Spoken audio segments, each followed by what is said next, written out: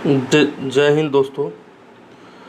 आज हम इसे पिछले क्लास में हम मुस्लिम वासियों का भारत पे आक्रमण देखे थे, जिसके अंतर्गत हम मोहम्मद बिन कासिम, मोहम्मद गोरी और गजनबी या गजनी, इसके अंतर्गत जो भी वस्तुनिष्ठ प्रश्न बना, जो भी एमसीक्यू क्वेश्चन बना, उसका वीडियो हम क्लास पे डाल चुके हैं, इस चैनल पे डाल चुके हैं।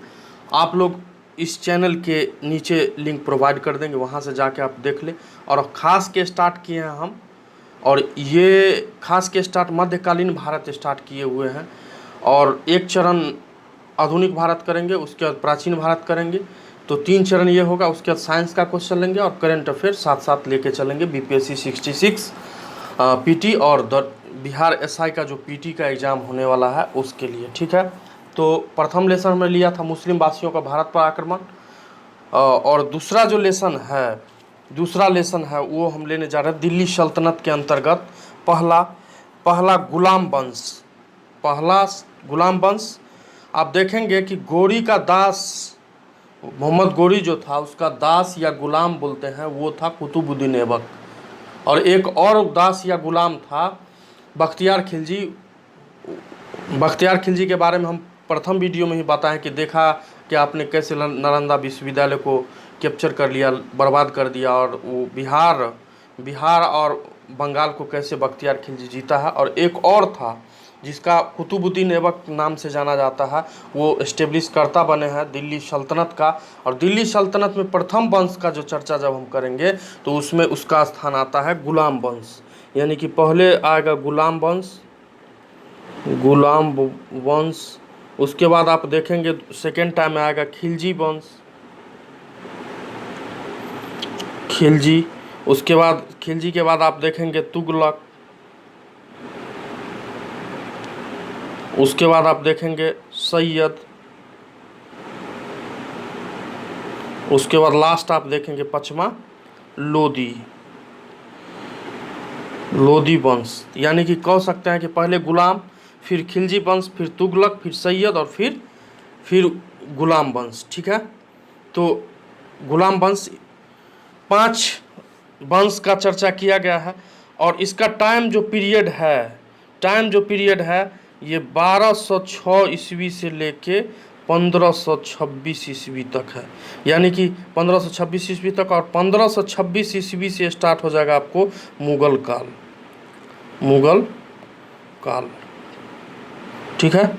मुगल काल स्टार्ट हो जाएगा। तो आइए अब हम लेते हैं और थोड़ा कुतुबुद्दीन ऐबक के विषय में बोल दिए कि मोहम्मद गोरी का दास या गुलाम था और यह एस्टेब्लिश किए हैं। और कुतुबुद्दीन ऐबक का जो टाइम पीरियड है ये 1206 से 10 तक शासन इन्होंने किए हैं। कुतुबुद्दीन ऐबक के बाद आए हैं आराम शाह। उतना तो लिख नहीं पा रहे हैं, प्रॉब्लम हो रहा है थोड़ा, आप सुन लीजिए, सुन के याद रखें। उसके बाद आएगा इल्तुतमिश, उसके बाद रुकनुद्दीन फिरोज शाह, उसके बाद आएगी रजिया आएगी, उसके बाद मोइनुद्दीन बहराम शाह आएगा, उसके बाद अलाउद्दीन महमूद शाह, उसके बाद नासिरुद्दीन महमूद, उसके बाद आएगा स्थान बलबन के बाद आएगा मोहम्मद बुगरा खां आएगा, उसके बाद कैखुसरो या कैकुबाद ये आएगा, उसके बाद कैमूर्स, लास्ट आएगा कैमूर्स, ठीक है।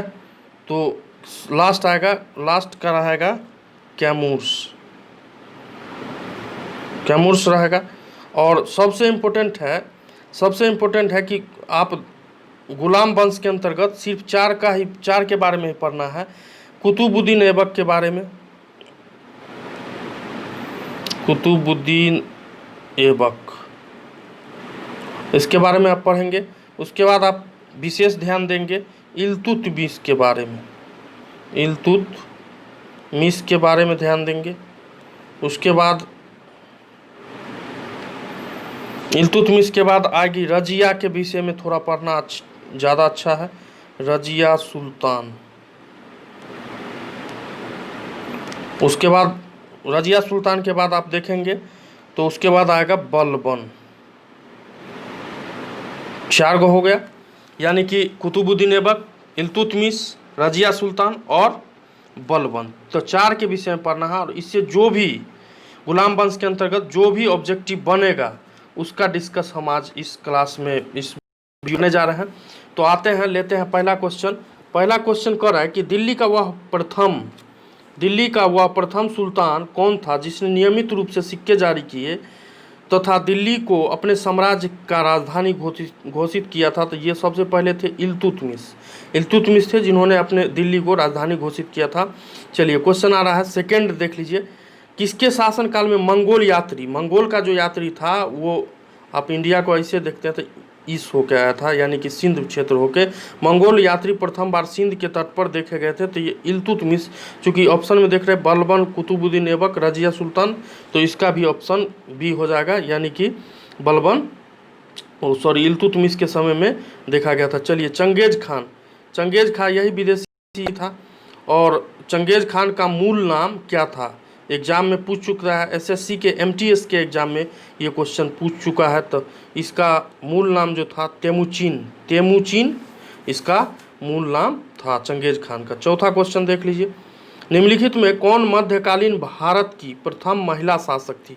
तो स्वाभाविक है, अभी बोले हैं 4 के विषय में डिस्कस कर रहे हैं, तो उसमें बोले थे रजिया सुल्तान, तो प्रथम ऑप्शन इसका सही हो जाएगा, रजिया सुल्तान, जो इल्तुतमिश की पुत्री थी। ठीक है, चलिए गुलाम वंश का प्रथम शासक कौन था? तो गुलाम वंश का प्रथम शासक, स्वाभाविक है कि गुलाम वंश का प्रथम शासक कुतुबुद्दीन ऐबक होगा, एस्टेब्लिश करता होंगे, लेकिन वास्तविक संस्थापक इल्तुतमिश को कहा जाता। ठीक है, चलिए क्वेश्चन 6 देख लीजिए, निम्नलिखित में से किसने दिल्ली सल्तनत की राजधानी के रूप में स्थापित किया था? पुनः क्वेश्चन घूम के पूछ दिया कि दिल्ली को राजधानी किसने बनाया था, जो पहला क्वेश्चन था, तो उसके अनुसार बी ऑप्शन इसका सही हो जाएगा, इल्तुतमिश।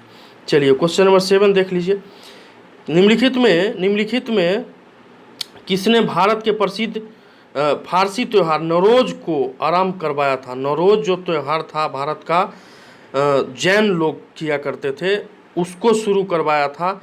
तो ये किए थे बलबन ने। ठीक है, बलबन को बलबनी वंश का संस्थापक भी बोला जाता है।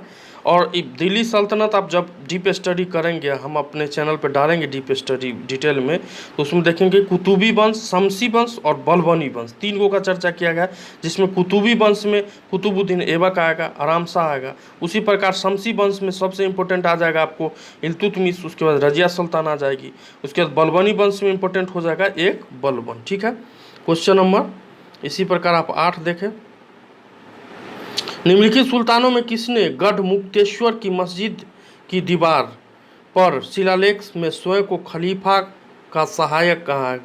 खलीफा का सहायक कहा है किसने? तो ये बलबन ने कहा। ठीक है, क्वेश्चन नंबर 9 देख लीजिए, दिल्ली के किस सुल्तान के विषय में कहा गया है कि उसने रक्त और लौह की नीति अपनाई थी? रक्त और लौह की नीति के विषय में डिस्कस किया गया है, तो ये अपनाने वाला था बलबन। ठीक है, चलिए क्वेश्चन नंबर देख लीजिए 10, इल्तुतमिश ने बिहार में अपना प्रथम सूबेदार किसे नियुक्त किया था? इल्तुतमिश बिहार में प्रथम सूबेदार किसे नियुक्त किया था? तो ये किया था मलिक जानी को। ऑप्शन नंबर डी इसका सही हो जाएगा। चलिए क्वेश्चन नंबर 11 देख लीजिए, गुलाम वंश का संस्थापक कौन था? तो अभी बोले हैं कुतुबुद्दीन ऐबक, गुलाम वंश का संस्थापक कुतुबुद्दीन ऐबक। ठीक है, चलिए क्वेश्चन नंबर 12 देख लीजिए, मंगोल आक्रमणकारी, यही क्वेश्चन पीछे जो पूछा था, मंगोल यात्री देखा गया था सिंध के क्षेत्र पर इल्तुतमिश के शासनकाल में, वही मंगोल यात्री के विषय में दे दिया कि चंगेज खां मंगोल यात्री आक्रमणकारी जो चंगेज खां था भारत के उत्तर पश्चिम, यानी ये अगर इंडिया का नक्शा आप देते हैं तो उत्तर, ये हो जाएगा नॉर्थ, ये हो जाएगा वेस्ट और ये हो साउथ ईस्ट, तो उत्तर पश्चिम के कोने से, उत्तर पश्चिम के इलाके से निम्न में से किसके काल में आया था? पुनः रिटर्न कर दिया क्वेश्चन, तो ये इल्तुतमिश के समय में आया था, यानी कि ऑप्शन नंबर बी इसका सही हो जाएगा। चलिए 2.5 दिन का झोपड़ा, बहुत बार क्वेश्चन आ चुका है, बहुत एग्जाम में क्वेश्चन पूछ चुका है। 2.5 दिन का झोपड़ा, आप इसका ध्यान रखेंगे। 2.5 दिन का झोपड़ा एक मस्जिद है और ये राजस्थान में पड़ता है। ठीक है, चलिए कुतुबुद्दीन ऐबक की 1210 ईस्वी में मृत्यु के उपरांत कौन सा तत्कालिक उत्तराधिकारी बना था। तो जब इसका मृत्यु हो गया तो इसका तत्कालीन उत्तराधिकारी बना था फॉलोड। तो ये बोले थे कि पीछे ही डिस्कस किए, कुतुबुद्दीन ऐबक के बाद आराम शाह बना था। तो आराम शाह इसका ऑप्शन सही हो जाएगा। और इसका टाइम पीरियड था 1210 से 11 के बीच। ठीक है, चलिए क्वेश्चन नंबर 15 देख लीजिए। दिल्ली सल्तनत का कौन सा सुल्तान लाल बख्श के नाम से जाना जाता है? लाख बख्श या पील बख्श के नाम से जाना जाता है। तो ये जाना जाता है कुतुबुद्दीन ऐबक। ठीक है, कुतुबुद्दीन ऐबक को लाख बख्श या पील बख्श के नाम से भी जाना जाता है। ठीक है, पील बख्श आप भी ध्यान रखेंगे, पील बख्श। ठीक है, चलिए 16 नंबर क्वेश्चन देख लीजिए। 16 नंबर क्वेश्चन जो है IAS के प्री में पूछा है, सुल्तान कुतुबुद्दीन ऐबक की मृत्यु कैसे हुई? देखिए उसका मृत्यु जो है, सुल्तान का मृत्यु चौगान से एक खेल रहा था, उसके दौरान वो घोड़ा से गिर के उसका मृत्यु हो गया। तो इसका ऑप्शन जो दिया हुआ 4 दिया हुआ है। चौगान की कीड़ा मतलब खेल के दौरान अश्व मतलब घोड़ा से गिर के उसका मृत्यु हो गया था। उसके बाद शासक बना था आराम शाह। ठीक है, चलिए क्वेश्चन नंबर देख लीजिए 17 नंबर। 17 नंबर पे आते हैं, डिस्कस कर लेते हैं। गुलाम वंश को गुलाम किसने कहा था? अब किसी का दास है या गुलाम है तो गुलाम कहा जाएगा या दास कहा गया। तो गुलाम को क्वेश्चन करा है, गुलाम को गुलाम किसने कहा था? तो किसने कहा था? तो ये कहा था इल्तुतमिश। गुलामों का गुलाम किसे कहा गया था? ये क्वेश्चन थोड़ा सही नहीं लग रहा है। गुलामों यहाँ पर ऐड कर लीजिए, गुलाम का गुलाम यानी गुलामों का गुलाम। कैसे? तो कुतुबुद्दीन ऐबक जो था, कुतुबुद्दीन ऐबक था, ये गोरी का गुलाम था, गोरी का गुलाम था। इसका गुलाम कुतुबुद्दीन ऐबक था, इसका गुलाम जो था वो इल्तुतमिश था, इल्तुतमिश। तो ये खुद गुलाम है कुतुबुद्दीन ऐबक और इसका गुलाम इल्तुतमिश हुआ, तो गुलामों का गुलाम कहा जाता था। तो ऑप्शन नंबर इसका सही हो जाएगा डी नंबर। चलिए 18 नंबर क्वेश्चन देख लीजिए। गंतव्य दिया हुआ, 2 स्टेटमेंट दिया हुआ है, जैसा कि पीछे भी क्लास में हम पिछले वीडियो में हम डिस्कस किए हैं कि इस टाइप का क्वेश्चन आता है कि ए स्टेटमेंट दे देगा, बी इसका सही व्याख्या करता है कि नहीं या कोई सही है। तो इसके अनुसार आप देखें कि ऑप्शन ए कथन ए में दिया है, बलबन ने अपने शासन को शक्तिशाली बनाया और सारी सत्ता अपने हाथ में केंद्रित की थी। ये सही लग रहा है। चलिए ऑप्शन बी देखते हैं, वह उत्तर पश्चिम के सीमा को मंगोल आक्रमण से सुरक्षित करना चाहता था, यानी कि ये भी इसका सही हो जाएगा, यानी ऑप्शन नंबर बी सही है। ऑप्शन नंबर बी इसका सही हो जाएगा 18 नंबर का। चलिए क्वेश्चन नंबर 19 देख लीजिए। 19 क्वेश्चन कह रहा है कि निम्नलिखित में से बलबन के संदर्भ में कौन सा कथन सही नहीं है? तो बलबन जो है इक्तादारी व्यवस्था का प्रारंभ किया था, ये सही नहीं है। ठीक है, ऑप्शन नंबर बी इसका हो जाएगा। चलिए क्वेश्चन नंबर 20 देख लीजिए। रजिया बेगम को स्थाच्युत पद से डिसमिस कर देना, हटा देना, तो पद से किसने करने में किसका हाथ था? पद से बाहर करने में किसका हाथ था? तो ये इम्पोर्टेंट हाथ रहा है, इम्पोर्टेंट हाथ था उस समय तुर्की का, चूँकि अरबवासी जो था मोहम्मद बिन कासिम, उसके बाद तुर्की। ठीक है, तुर्कवासी मोहम्मद गोरी वगैरह ये सब आक्रमण किए थे। इसको स्थाच्युत या पद से हटाने में प्रमुख हाथ तुर्कों का रहा है। ऑप्शन नंबर सी इसका सही हो जाएगा। चलिए, अपनी शक्ति को समेकित करने के बाद बलबन भव्य उपाधि एक मिनट,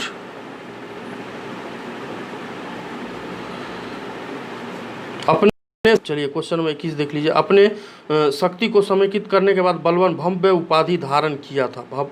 बलबन एक उपाधि धारण किया था शक्ति को केंद्रित करने के बाद, वो था जिले इलाही का पदवी धारण किया था, और जिले इलाही भी इसे बोला जाता था बलबन को। ठीक है, दिल्ली का, चलिए क्वेश्चन नंबर 22 देख लीजिए। दिल्ली का वो कौन सुल्तान मंगोल नेता चंगेज खान का समकालीन है, इक्वल है? दिल्ली का चंगेज खान का इक्वल कौन है, तो ये इल्तुतमिश इसके समय है, चूँकि इसी के समय में चंगेज खा उत्तर पश्चिम के दिशा से भारत में आया था, सिंध के परिक्षेत्र से। चलिए क्वेश्चन नंबर देख लीजिए 23 नंबर। दिल्ली का, एक मिनट, दिल्ली का प्रथम मुस्लिम शासक कौन था? दिल्ली का प्रथम मुस्लिम शासक कौन था? तो यहाँ ऑप्शन देख ले, ऑप्शन इसका यहाँ दिया गया है। तो ऑप्शन यहाँ दिया गया है, तो ऑप्शन में दिया गया कुतुबुद्दीन ऐबक, इल्तुतमिश, रजिया, बलबन। तो सबसे पहला कौन हो जाएगा? तो सबसे पहला इसका हो जाएगा इल्तुतमिश, रियल फाउंडर हो जाएगा दिल्ली सल्तनत का। चलिए क्वेश्चन नंबर 24 देख लीजिए। दिल्ली सल्तनत, दिल्ली के सुल्तान बलबन का पूरा नाम क्या था? तो इसका नाम था, इसका पूरा नाम बलबन का था Ghiyasuddin Balban, Ghiyasuddin Balban. Option number C इसका सही हो जाएगा। चलिए कुतुबुद्दीन ऐबक की राजधानी कहाँ थी? कुतुबुद्दीन ऐबक की राजधानी लाहौर में थी। ठीक है, ऐसे करके जब आप बनाएंगे उस समय में, तो ये इंडिया का बनाएंगे ऐसे, तो ये पूरा क्षेत्र लाहौर वगैरह का था, सिंध, तो यहाँ पे इसकी राजधानी थी लाहौर। ठीक है, चलिए क्वेश्चन नंबर देख लीजिए 26। निम्नलिखित में से किसने प्रसिद्ध कुतुब मीनार का निर्माण में योगदान नहीं दिया था? देखिए कुतुब मीनार के निर्माण में योगदान नहीं दिया था, तो ये गयासुद्दीन, ये ऐबक स्टार्ट किए थे, इल्तुतमिश का योगदान है, फिरोज शाह तुगलक का भी इसमें योगदान है। नहीं देने वाला जो थे वो ये थे, गयासुद्दीन तुगलक। ठीक है, तो इस हिसाब से आपका 26 क्वेश्चन का सेट रहा। किस चैप्टर से? तो चैप्टर रहा गुलाम वंश, गुलाम वंश। हमने जाना इसके, इस वीडियो में हमने जाना कुतुबुद्दीन ऐबक, मुख्य रूप से हमने जाना कुतुबुद्दीन ऐबक के बारे में, इल्तुतमिश के बारे में, रजिया सुल्तान और बलबन के बारे में। और जहाँ तक क्वेश्चन बना है, जो भी प्रीवियस ईयर क्वेश्चन बना उसका डिस्कस हम कर लिए हैं। और इसके बाद खिलजी वंश का डिस्कस करें, फिर तुगलक वंश का, फिर सैयद, फिर लोधी, इस टाइप से ख़त्म करते चलेंगे ऑब्जेक्टिव टाइप का क्वेश्चन। आप लोग जरूर वीडियो को सब्सक्राइब, चैनल को सब्सक्राइब कर ले, और वीडियो को पसंद आता है तो लाइक ज़रूर करें और अपने दोस्तों के बीच शेयर ज़रूर करें। जय हिंद, थैंक यू।